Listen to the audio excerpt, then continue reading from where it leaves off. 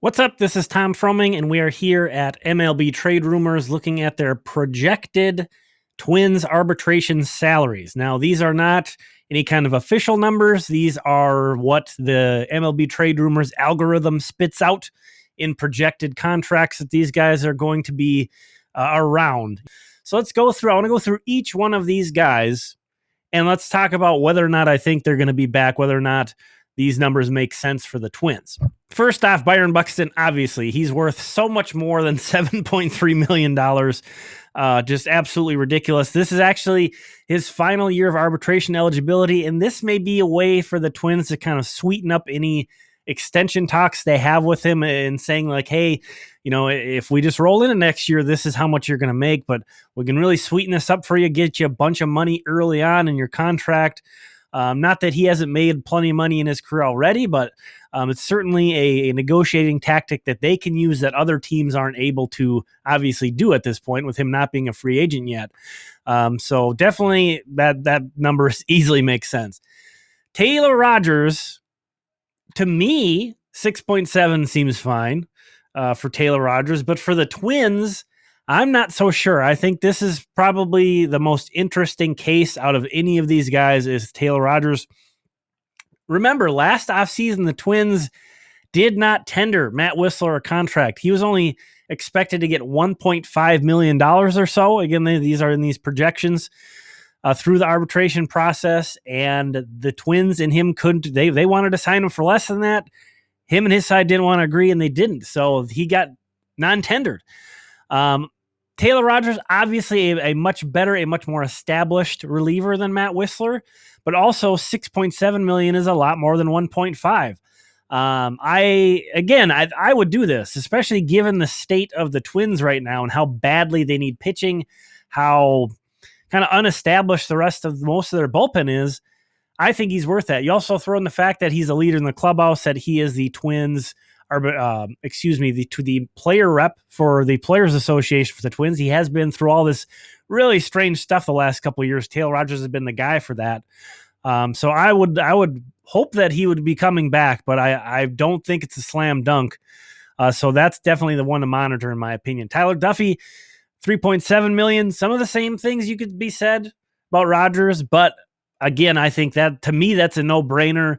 At 3.7, that's obviously a little less out there than Rogers. A $3 million difference, that could be a big difference but depending on how they see things. But I would also expect Duffey to be back. John Gant, a guy who was valuable to the Twins after the trade, since he was relieving, he was starting some.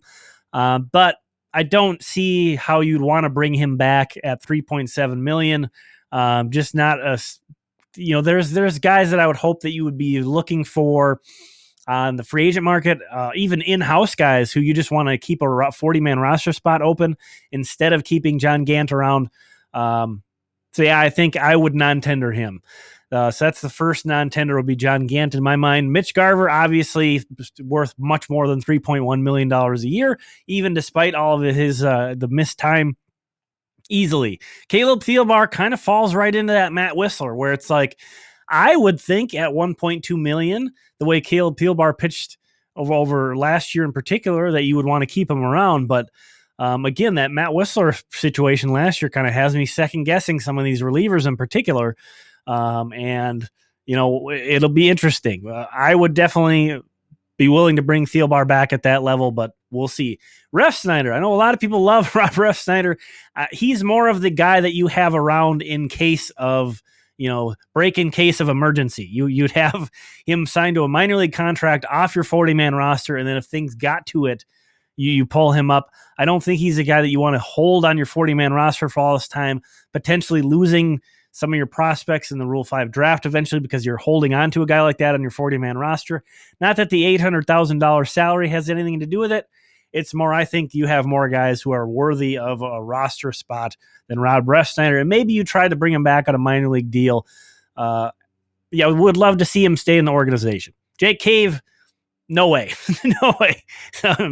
I'm non-tendering Refsnyder. I'm non-tendering Jake Cave. It's been enough. Horrible year. After a bad 2020 and a horrible 2021, the Twins just have other guys as well. There's a lot of outfielders. Not a ton of center field depth, which is a problem, but I don't know how great of a center fielder Cave is anyway, just because he's basically the second center fielder other than Max Kepler, who doesn't really love to play there. Doesn't mean that needs to remain the situation. I think at this point, even though Alberto Celestino had a rough 2021 with the Twins, you kind of say, hey, peace out, Cave. And you say, Celestino, well, for what it's worth, is going to be our sort of emergency center fielder. Danny Coulombe. He pitched well. Again, this is sort of maybe a Rob Refsnyder take. There's nothing wrong with the $800,000 salary. I think he would be worth that. Pitched well. I would non-tender him. I'm tendering Rogers. I'm tendering Thielbar. So that's your top two lefties in the bullpen.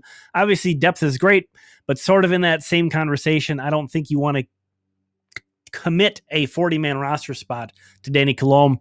I would non-tender him. Willians Astudillo. I would also non-tender. It would be a bit of a bummer to the end of the era of La Tortuga.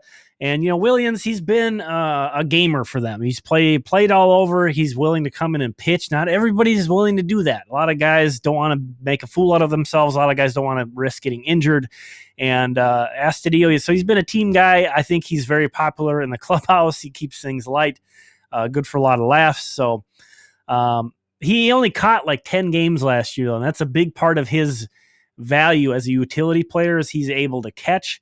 And the Twins just don't need that. If they have Mitch Garver, if they have Ryan Jeffers, if they have Ben Rordfit, those are your three catchers on the 40-man, and I don't think they really need an Astudillo. A lot of the positions that Astudillo plays are positions that Jose Miranda would play, and he's certainly going to be added to the 40-man and probably making his Major League debut early next season. So I think that's maybe as much to do with it as anything.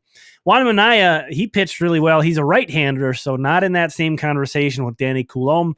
I would tender Juan Minaya a contract because he also has somewhat of a track record. He was a pretty good pitcher out of the White Sox bullpen for a few years. He is out of options. That's another thing with that works against Coulombe. Minaya is also out of options. That means you can't send him down to the minor leagues and bring him back up without exposing him to waivers. That's a big time thing that the Twins account for in terms of building their bullpens. They like guys who can move back and forth. That was something that worked against Matt Whistler. So, it wouldn't surprise me at all if Minaya gets non-tendered. I would tender him a contract, but that maybe says more about how I feel about the Twins pitching than anything. They don't have a lot of pitching, and he's a guy who's pitched well. Luis Arraez, not official. They're still working out some stuff, and this article does point out that this list isn't even official because Major League Baseball hasn't determined who the Super 2 guys are, basically who's getting who's actually eligible for arbitration. So whether or not Luis Arraez is eligible is sort of up in the air, but knock out of the park, of course, you would tender him for a $2 million contract if he is. But the Rogers one is going to be the most interesting to me. And I think if they non-tender him, that's going to be an ugly sign for the future. One thing I want to point out before we're done here, though, is the Twins, if you think about how they were budgeting for long-term, they were figuring to be the team that was paying this Jose Barrios salary. So if you want some optimism on maybe where the Twins can find some money that they had been budgeting for, well, they were planning on paying Jose Barrios around $11 million this year. They wouldn't have expected that they were trading him at the deadline this time a year ago. That's maybe something, if I was Derek Falvey, that I would be approaching ownership and saying, hey, that trade we made saved us about $11 million this year. How about we spend that on XYZ? Just my point of view, how I would pitch that to the poll ads. But thank you for checking this out. We'll talk again soon.